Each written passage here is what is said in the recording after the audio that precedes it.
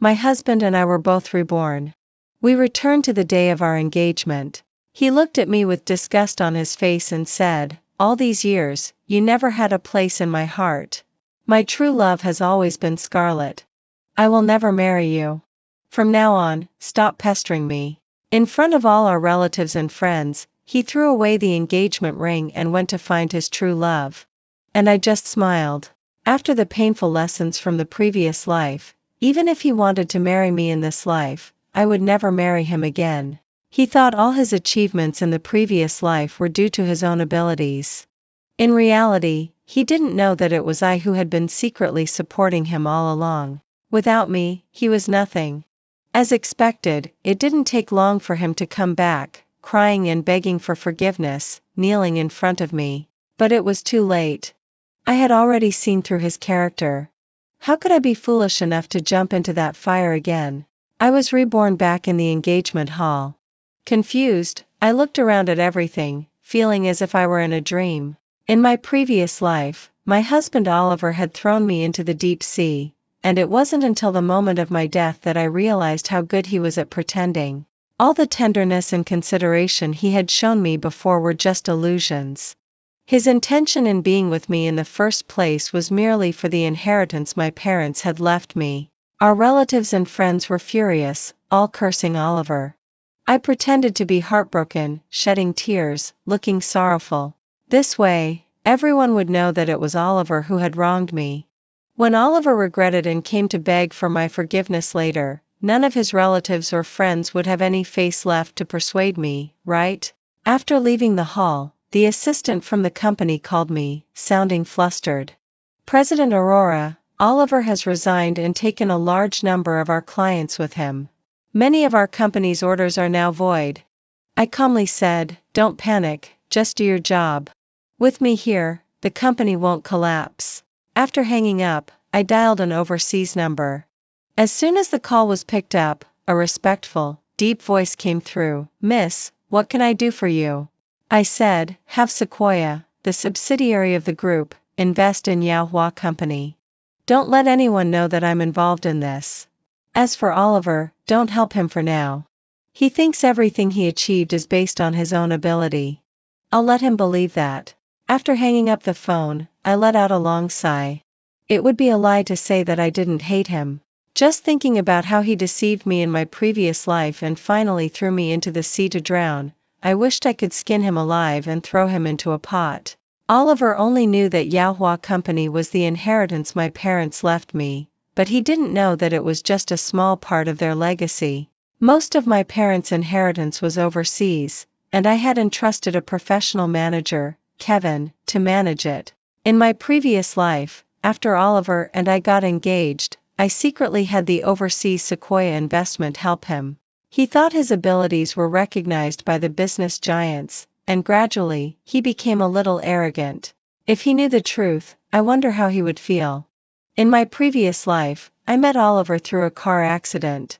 At that time, my parents had just passed away, and I was feeling down, trying to drown my sorrow in alcohol. He repeatedly apologized. I was in a bad mood, so I scolded him and turned to leave. He repeatedly apologized. I was in a bad mood, so I scolded him and turned to leave. But he grabbed me and wouldn't let me go.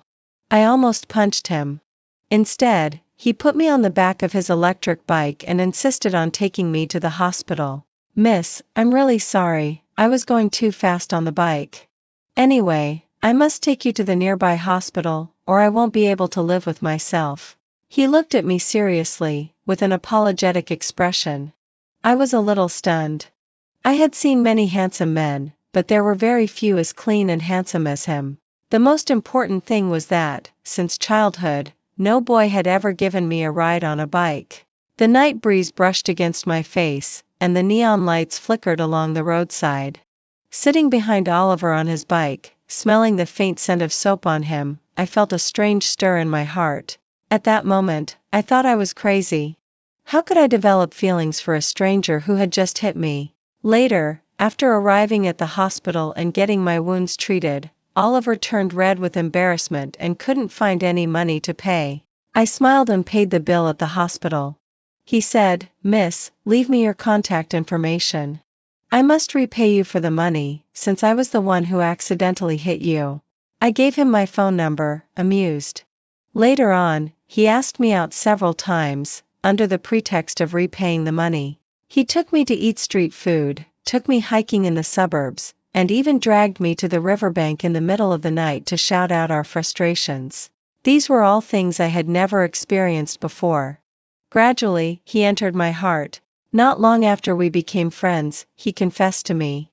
That day, he was nervous, as if he was afraid I would reject him and we wouldn't even be able to stay friends. Seeing him so nervous, I couldn't help but laugh. At the same time, I felt a strange emotion growing in my heart. In the end, he took a deep breath, his voice trembling slightly as he said to me, "Aurora, I won't say anything nice. I'm not someone who understands romance, and I can't promise that I'll succeed in the future. But the time I've spent with you has made me very happy. Will you be my girlfriend?" I looked at him and smiled. When he saw me nod, he cheered and immediately hugged me. At that moment, I felt happy. But it wasn't until the end of my previous life that I realized that our initial meeting had just been a part of Oliver's plan. His initial approach was not genuine, but his acting skills were so good that I was completely deceived. The only thing I'm grateful for now is that after marrying him in my previous life, I never told him about the massive inheritance my parents left me overseas. The next day, I went to Yahoo Company. The company wasn't very large, and when Oliver deliberately approached me, it was to get into the company my parents had left me. If I hadn't brought him into the company, if I hadn't secretly helped him along the way, how could he have been called the rising star of the business world? With over 100 people in the company, things were in chaos. When they saw me, many employees started whispering, not daring to meet my eyes. It seemed that the incident with Oliver at our engagement had spread, and many people were already aware of it. Sophia from the HR department quickly approached me, speaking in a hurried, low voice, "President Aurora, after Oliver resigned yesterday, he not only took many clients with him. Today, several long-term employees came to submit their resignation letters because Oliver poached them with high salaries." Hearing this, I raised an eyebrow. Oliver was really ruthless. Not only did he want to get rid of me, but he also wanted to bring down Yahoo Company. Looking at those leading the disturbance in the company, most of them had been promoted by Oliver. I said in a calm voice, "Anyone who wants to resign can come to the HR department. I'll approve each one. Those who want to stay at Yahoo should get back to work. The company won't treat anyone unfairly." Just as I finished speaking, a young man with a buzz cut sneered and said disdainfully, "President Aurora, stop pretending. Oliver already told us that Yahoo's funds are almost depleted. If we stay, we'll either get a pay cut or you'll find some excuse to fire us. It's better to resign now." Oliver also said that if we go to him, he'll take as many people as we want, with doubled salaries and benefits that are much better than staying here. The young man with the buzz cut was Oliver's roommate in college. After Oliver established himself at Yahoo, he brought him into the company. Now that I had fallen out with Oliver, this guy naturally sided with him. I looked at him coldly and said, "If you want to resign, do it right now, don't waste my time with nonsense. If you keep causing trouble, I'll call the police."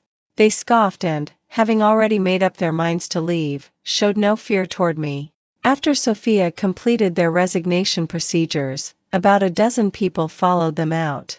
Through it all, I remained calm and composed.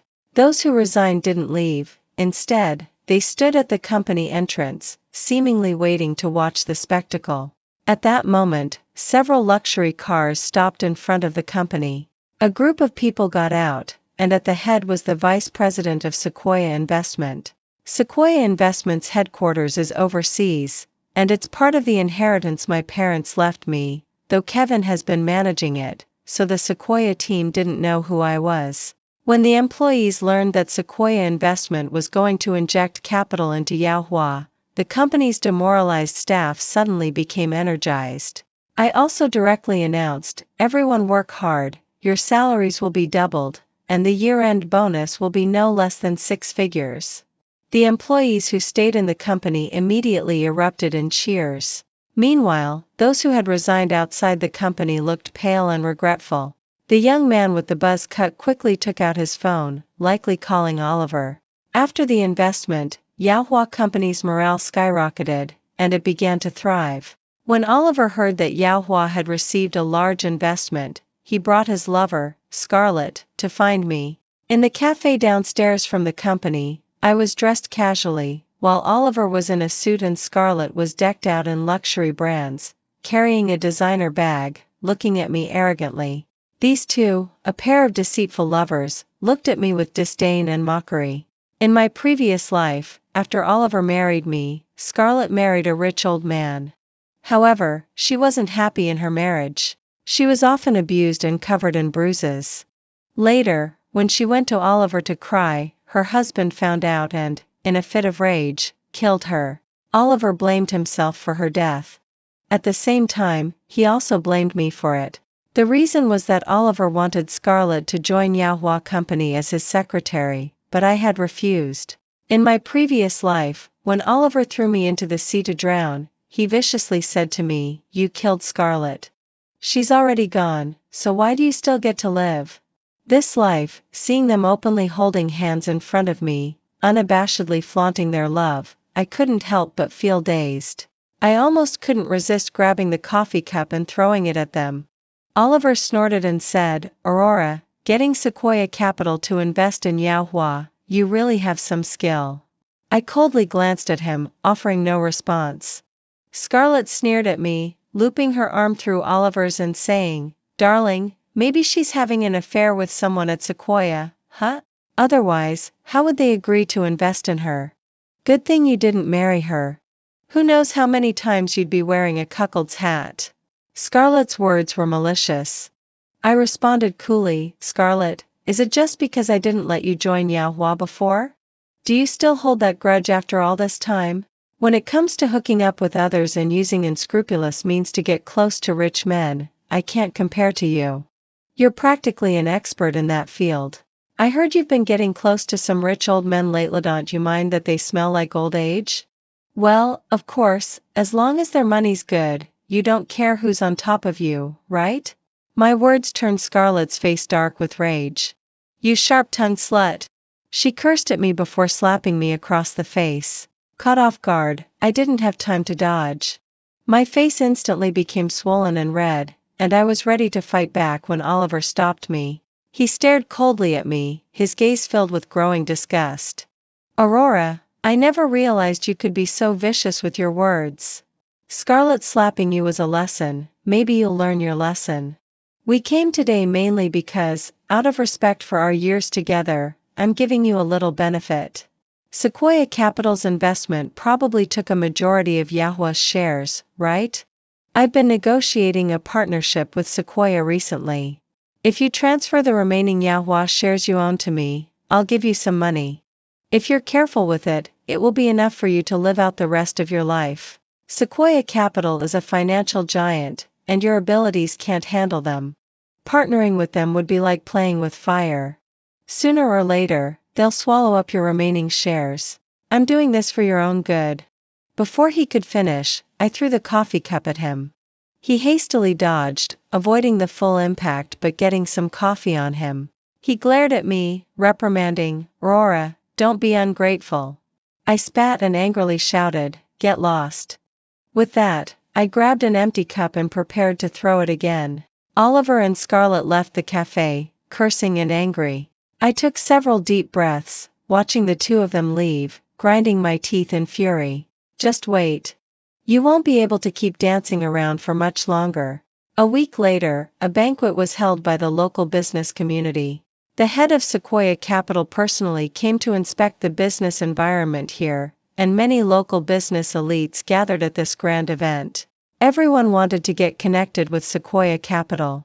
When I arrived at the banquet, I saw Oliver and Scarlett mingling around, laughing and chatting with local business elites. I ignored the pair of them and went straight to the buffet to pick out my favorite food and drinks. Many people at the banquet noticed me, all wearing strange expressions. Of course, Oliver and Scarlett saw me too. Oliver didn't acknowledge me, but Scarlett walked over with a glass of wine in hand. How long has it been since you last ate? You look like a starving ghost reincarnate. Eat more, because in the future, you might not have the chance to enjoy such fine wine and food. I ignored her mockery, holding my plate and trying to walk away, so I wouldn't let her ugly face ruin my appetite. But she stopped me, arrogantly saying, Oliver has already talked to Sequoia's assistant. Tonight, Sequoia will officially announce that Oliver will become their representative here. Before, you pretended you didn't want to sell your shares of Yahua to Oliver, but now you'll be stuck with them. Once Sequoia announces their partnership with Oliver, you'll be kicked out of Yahua. There are plenty of ways to make sure you won't get a single penny. Soon enough, you'll be sleeping on the streets. Her arrogant face really made me feel nauseous. She really thought Sequoia Capital was impressed with Oliver's abilities? If I hadn't had Kevin contact the general manager of Sequoia Capital personally, with Oliver's limited abilities, how could he have ever gotten close to Sequoia's general manager? Tonight's banquet might appear as Sequoia Capital formally introducing Oliver as their representative here, but in reality, the true purpose was to let everyone know the massive mistake Oliver had made. My calm demeanor obviously irritated Scarlett. That vile woman directly splashed the drink from her cup onto my skirt, trying to embarrass me in public. Many people witnessed this scene and looked at us with varying expressions. It seemed like Oliver was worried Scarlett might suffer, or perhaps he was concerned that a fight between Scarlett and me might affect Sequoia Capital's impression of him. He walked over and positioned Scarlett behind him, frowning at me, and immediately began scolding. Aurora, I've already told you before to stop bothering me. Are you really that deaf? Who invited you here? The guest list for tonight's banquet was made by me, and I don't remember inviting you. Security, throw this woman out. With Oliver's order, the hotel's security quickly approached. I coldly responded, the head of Sequoia Capital invited me. Who dares to throw me out? Upon hearing this, Scarlett burst out laughing. She looked at me with disdain and said, Aurora, if you're going to lie, at least use a more believable excuse. Do you even know who the head of Sequoia Capital is? How could you possibly be important enough for him to invite you? Oliver's frown deepened, and impatiently, he said to me, just get lost. I don't want to see you. You disgust me. Security, what are you waiting for? Get this woman out of here. Just as the security guards were about to take action, a deep voice came from the entrance of the banquet hall. Stop. Are you all blind? How dare you lay a hand on my young lady? You'll all regret it. Kevin had arrived. He was accompanied by several large bodyguards, who immediately shoved aside the security guards attempting to push me out. Kevin came to my side and respectfully said, Young lady, I apologize for being late. There was a bit of traffic on the way here. David is here too, right behind me. He's been so excited to meet you, he couldn't sleep all night.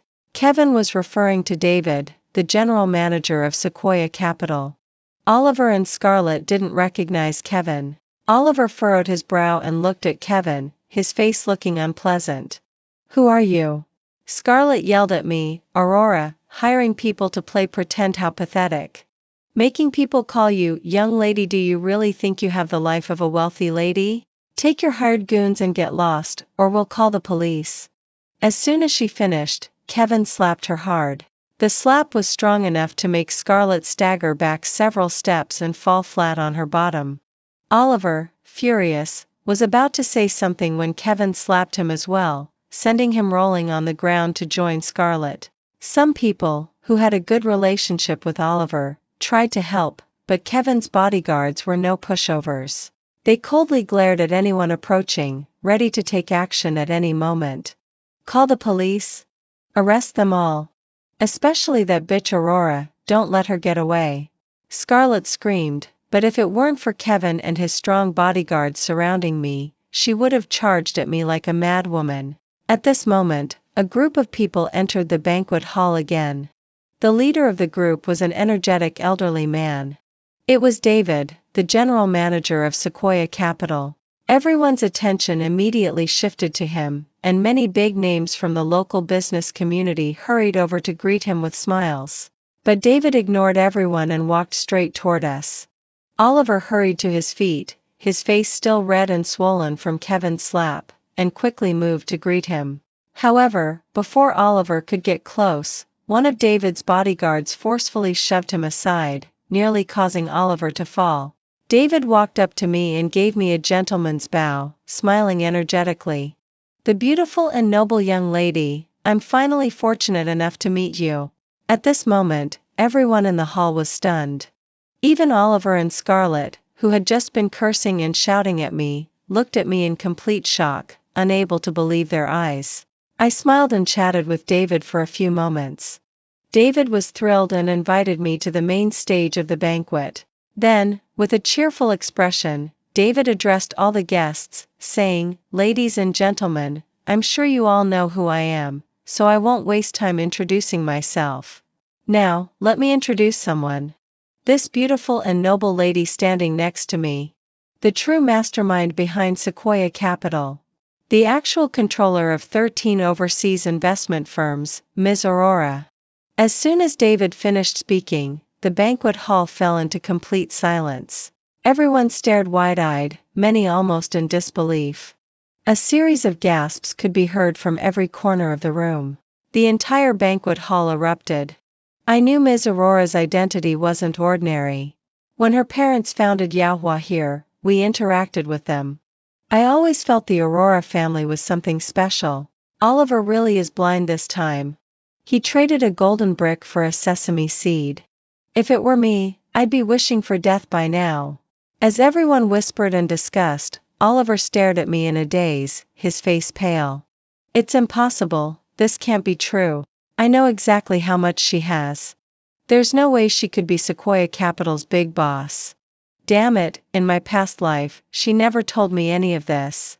Scarlett, on the other hand, no longer looked at me with arrogance, disdain, or anger. Instead, her eyes were filled with deep fear, and her body was trembling slightly.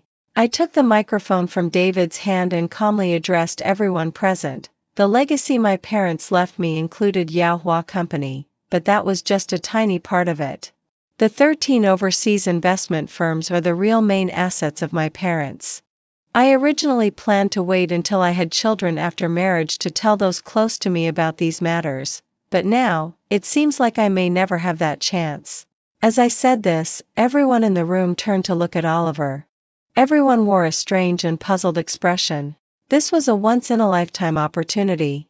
But Oliver had voluntarily abandoned it. Now, I was certain that he must regret it deeply. Oliver's face went pale, and his lips twitched. He wanted to say something but couldn't get a single word out. I continued, "Over the years, I've secretly helped Oliver many times.